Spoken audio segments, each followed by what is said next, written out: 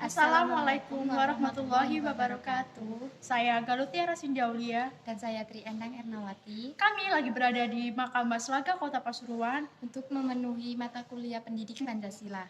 Oke, let's see our video. Mbah Slaga. Beliau adalah seorang mubalik dan penyebar agama Islam yang senantiasa mendekatkan hatinya kepada Allah Subhanahu wa Ta'ala dalam menunaikan tugas yang suci dan mulia ini. Beliau tidak mengenal lelah atau putus asa demi berkembangnya agama Allah, khususnya di daerah Pasuruan dan sekitarnya. Selain beliau sebagai seorang mubalik yang gigih menyebarkan agama Islam, beliau juga sebagai pejuang bangsa dan pembela tanah air.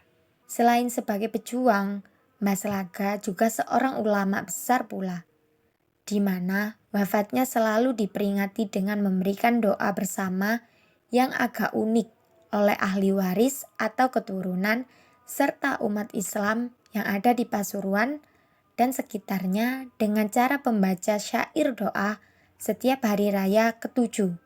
Saat itu, penjajahan Belanda mulai dirasakan di Pasuruan.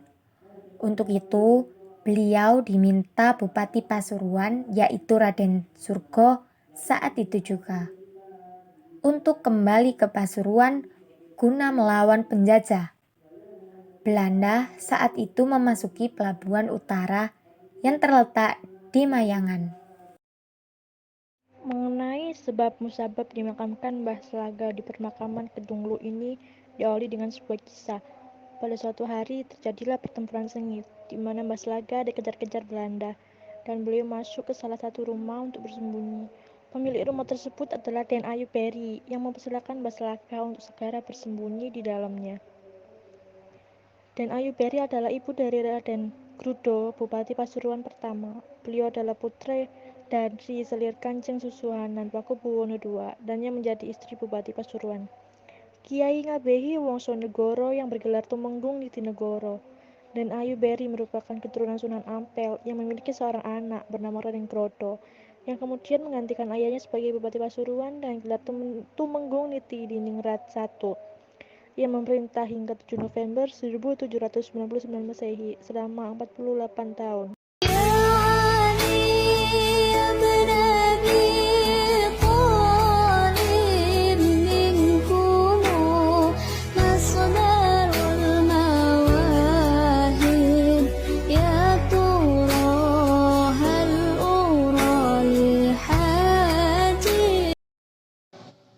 Mbah Slaga dilahirkan di Kebon Candi, Kabupaten Pasuruan.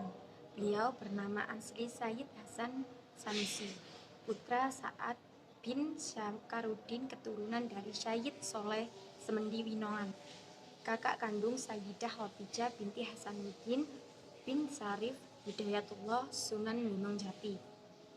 Dan insya Allah silsilahnya terus sampai kepada Sayyidatina Fatimah Putri junjungan kita Nabi besar Muhammad SAW.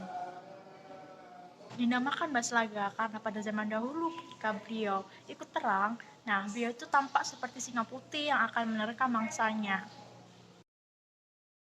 Atas pertolongan itulah maka Mbah Slaga selamat dari kejaran Belanda. Akibat peristiwa tersebut, Mbah Slaga merasa berhutang budi kepada Den Ayu Beri, sehingga tanda terima kasih Mbah Slaga menanyakan kepada Den Ayu Beri, "Apa yang kau pinta?" Maka Den Ayu Beri menjawab, "Saya tidak minta apa-apa, hanya berwasiatlah kepada keluargamu, bila kau meninggal dunia, mintalah dimakamkan di samping kuburku, dan aku pun akan berwasiat serupa kepada keluargaku." Kata tersebut dari Den Ayu Beri. Berapa lama di daerah Malang, beliau diminta oleh Bupati Pasuruan yaitu Raden Surgo agar Mbah Slaga segera kembali ke kota Pasuruan untuk diajak serta mengusir penjajah yaitu Belanda yang akan memasuki daerah Pasuruan melalui pelabuhan utara atau Mayangan. Selanjutnya terjadi pertempuran sengit dengan pihak Belanda yang pada akhirnya pihak Belanda terpaksa harus mundur dan gagallah usaha Belanda untuk menduduki Pasuruan. Dengan mengusir penjajah Belanda sudah berhasil, Meski Edi Mbah Selaga yang bernama Mbah Khotib harus meninggal dari tangan penjajah, yang dimakamkan di Mayangan, sebelah selatan pabrik Boma. Setelah itu, oleh bupati dia disuruh menetap di Pasuruan kota, tepatnya di desa Kebonsari, kecamatan Bugul. Dia juga diberikan kepercayaan untuk mendirikan masjid besar di wilayah tersebut, Masjid Agung Al-Anwar, yang berdiri megah hingga sekarang di tengah-tengah kota, yang didirikan bersama Bupati Pasuruan, Nitya Diningrat, Atau juga sering disebut Masjid Jami Pasuruan yang ada hingga sampai sekarang. Meski Mbah Selaga berjasa bagi masjid tersebut, beliau berbeda dengan pendiri masjid-masjid bersejarah lain yang dimakamkan di dekat masjid yang ia dirikan. Namun, Mbah Selaga enggan melakukan hal tersebut. Jenazah Mbah Selaga disemayamkan di komplek makam Mbah Selaga, Jalan Selaga, Kuncen, Panggung Rejo, Kota Pasuruan.